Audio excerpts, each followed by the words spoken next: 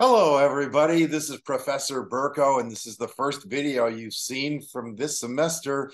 You're going to be seeing many more, and I want to start off with a really friendly attitude and well, I'm always friendly, okay? It's not just starting off that way. And I think getting off on the right foot, it might be a good idea to give you a little tour on how the course is structured and how I've laid it out on Canvas. If you've taken online courses before, you might have noticed that every teacher has a different approach, and you might have been used to one way of having a course laid out, and then you come into a new teacher's course and it's set up completely differently. For those of you who have never taken an online course, it's going to take some getting used to, but I've designed the course so it is extremely friendly feeling and comfortable. Once you get used to the format, it's very, very easy, and it's almost like reading a book. And I'll display the course with a screen sharing here so you can see how it's set up. And we'll start off by looking at just the home page here. Whenever you click home up in the upper left-hand corner, see where the little cursor is moving around?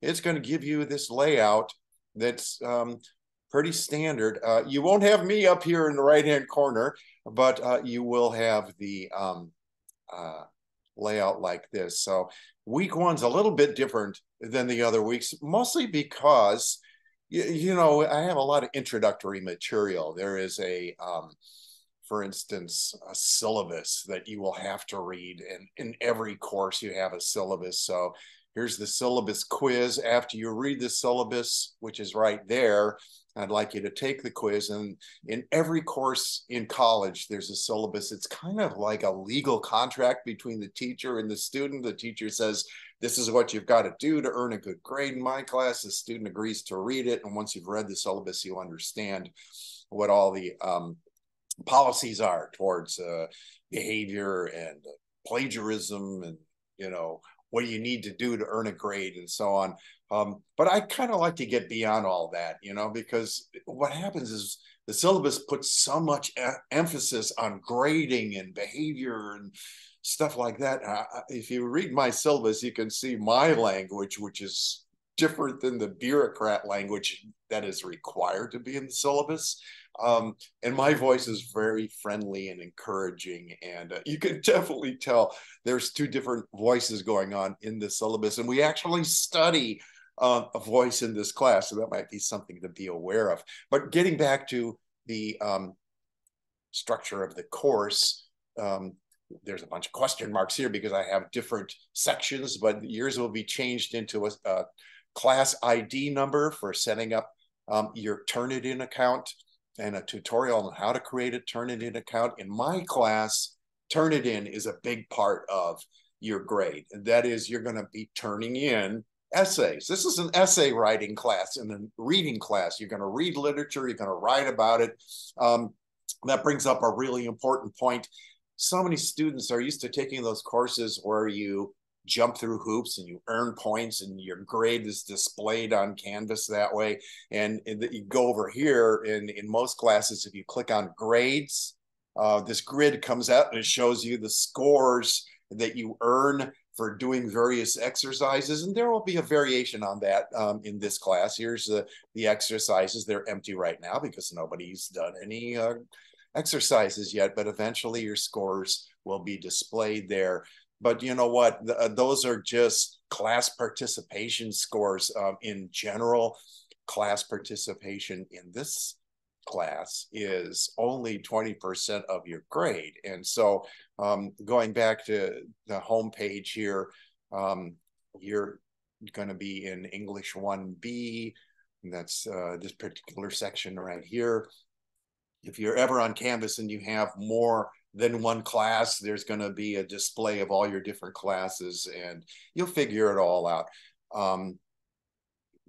I have at least 2 or 3 students every semester who send me an email at the end of the semester. They go, I thought I was earning an A in this class. I've been following the grade chart, just like you do in all of my other classes, and they haven't turned in their essays yet. And I said, well, this is a writing class. So 60% of your grade is going to be on Turnitin. That's where you're going to be turning in the essays that you write for me, and to take the emphasis off of always thinking about and worrying about grades. There's going to be numerous opportunities in my class to get feedback from me and revise and earn a better score. That way we take off the fear of writing, and it allows you to just communicate with me about the literature that you're reading and whether you like it or don't like it. That's the essence of writing a literary analysis paper. We'll write 4 of those papers in this class.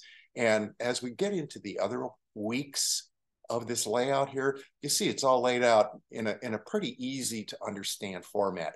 Starting with week 2, we get past all the introductory stuff, it sets up a pattern. So you got your lecture content area here where I introduce some concepts, you read them, watch little videos, and then you get into the discussion area right here. And you'll notice these are labeled generating exercises. If you approach these the right way, put some heart and thought and time into these generating exercises. I have them set up so that you can literally copy and paste information you've generated through these generating exercises into a Microsoft Word document, and you'll find out that more than half of your first essay is already written by doing these exercises. After the generating exercises, every week I will have a quiz section. The quizzes do not weigh heavily towards your grade. They're more like a review in a teaching venue, if you will. And so take the quizzes, they review the key points you're supposed to know. And then every section I have a after this week, before the next week. So after week 2, before week 3, and you'll see that then week 3 is set up in a similar manner.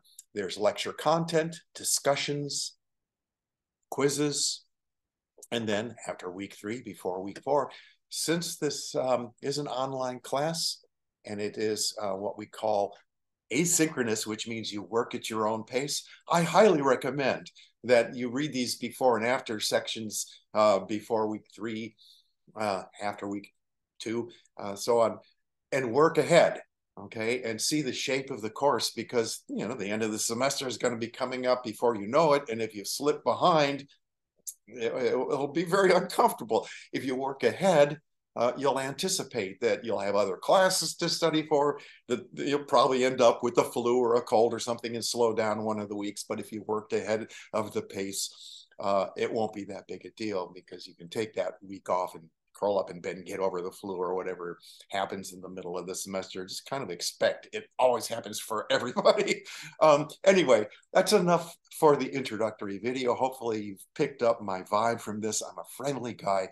I want you to succeed. I like to take the emphasis off of grades so that we can just enjoy the literature, turn the writing about the literature that you're reading into something that's pleasurable and non-threatening and fun, okay? And take off all of that stuff, baggage that hangs over our heads about worrying about grades all the time, and just savor the learning. That's enough for now. There are going to be plenty more videos from me to explain to you how the course is set up and what you need to do next. The best thing to do is start off with a page. Let me show you this one more time. I'm going to do some screen sharing, just a kind of an approach to using the class.